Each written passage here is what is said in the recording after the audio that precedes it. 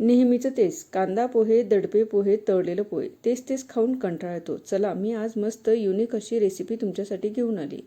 आज आपण मस्त या पोहेपासून थालीपीठ कसे बनवायचे ते मी आज तुम्हाला शिकवणार आहे. चला मग बनवूया. मी तर इथं एक मिक्सरचं भांडं घेतलं आहे आणि त्यामध्ये 1 कप एवढं हे पोहे टाकून घेतलं. हे जाड पोहे, जे रेग्युलर आपलं पोहे असतं तेच आपल्याला घ्यायचं आहे. तुम्हाला हवं असेल तर पातळ पोहे पण वापरू शकतात. त्यानंतर अर्धा कप एवढं बेसन पीठ मी टाकलं आहे. तुम्हाला हवं असेल तर यामध्ये ज्वारीचं पीठसुद्धा वापरू शकता. आता अर्धा कप बेसन पीठ टाकल्यानंतर 5 ते 6 लसणच्या पाकळ्या टाकून घेतलेल्या आहेत. 2 हिरव्या मिरच्या आपल्याला यामध्ये टाकून घ्यायच्या आहेत. 5 ते 6 लसणच्या पाकळ्या टाकल्यानंतर 2 हिरव्या मिरच्या मी इथं टाकल्या आहेत. तुम्ही तुमच्या तिखटनुसार वापरू शकतात. लहान मुलं जर असतील, त्यांना जर तिखट नको हवं असेल तर हिरव्या मिरच्या तुम्ही स्किप करू शकतात. आता याला छान असं आपल्याला वाटून घ्यायचं आहे. पाणी वगैरे काहीच नाही टाकायचं. मस्त अशी याची फाईन अशी पावडर आपल्याला बनवून घ्यायची. मी पूर्ण असं याला बारीक असं वाटून घेतलं आहे आणि हे पोहे पटकन हे असं बारीक होतं मिक्सरला लावल्यावर. हे बघा, अशा पद्धतीने मस्त रवाईदार हे पोहे बनवून तयार झालेले आहे. आणि लसूण आणि हिरवी मिरची पण छान अशी यामध्ये वाटली गेलेली. कारण भिजवल्यानंतर जर आपण हे पराठे बनवायला घेतले तर पोहे छान असं एकसारखं होत नाही, म्हणून याला मिक्सरला लावा. मस्त एकसारखं हे पोहे बनवून तयार होतं.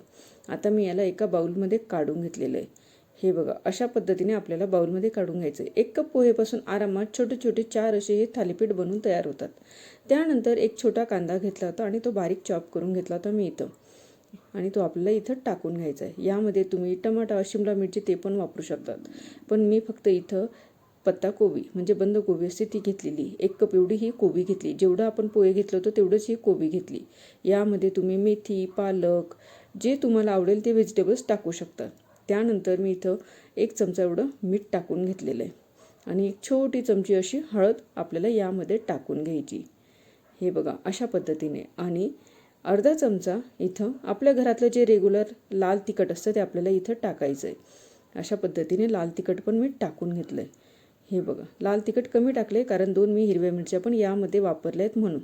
आता याला छान असं मिक्स करायचं आहे आपल्याला. यामध्ये तुम्हाला हवं असेल तर किचन किंग मसाला किंवा मॅगी मसाला टाका. मस्त असं हे पराठे बनवून तयार होतात. मग हे बघा, पराठे म्हणा, थालीपीठ म्हणा, काही म्हणू शकता तुम्ही. इतके छान हे थालीपीठ बनवून तयार होतात.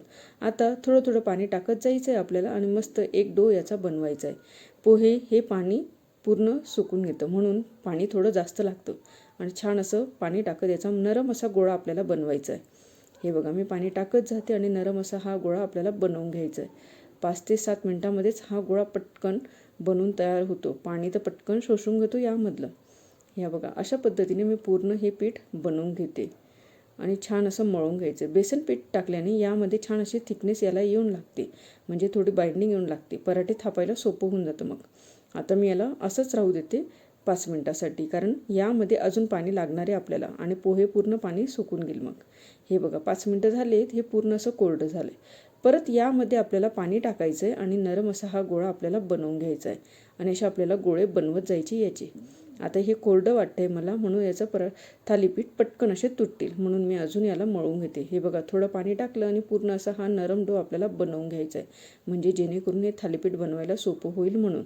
नाहीतर कडक जर राहिलं तर ह्याचे थालीपीठ लवकर बनत नाही, मग खूप क्रॅशेस यायला जातात. मग अशा पद्धतीने मी गोळा बनवून घेतला आहे. आता चला बनवायला घेऊया. मी इथं पाटावर एक कपडा टाकून घेतला आहे, सुती कपडा घेतला आहे आणि तो टाकून घेतला आहे. आता त्यावर आपल्याला पाणी टाकायचं. खूप असं पाणी टाका, म्हणजे पटकन निघेल मग हे थालीपीठ आपले. आणि असं साईडने आपल्याला जे तडे येत आहे ते दाबत जायचे आणि मस्त असं छोटंसं, जास्त मोठा नाही बनवायचे, छोटे छोटे असे हे थालीपीठ बनवायचे. हे बघा, अशा पद्धतीने. वरून तुम्ही मस्त अशी मेथी, कोथिंबीर किंवा पातीचा कांदा असं लावू शकतात. मस्त बनवून तयार होतात.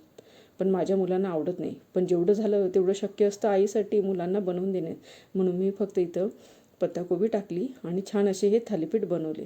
आता गॅसवर मी तवा ठेवला होता, तो छान असा गरम झाला आणि आता याला छान असं आपल्याला शिजू द्यायचं आहे. त्यानंतर याचं पूर्ण कोरडं झाल्यानंतर, पाणी सोसल्यानंतर यावर तेल टाकायचं आहे आणि याला उलट पालट करून दोघं साईडने मस्त असे आपल्याला हे शिजवून घ्यायचे. उलट पालट करताना सांभाळून करा, नाही तर तुटतील. हे बघा, मस्त असं आपले गरमागरम थालीपीठ बनवून तयार झाले.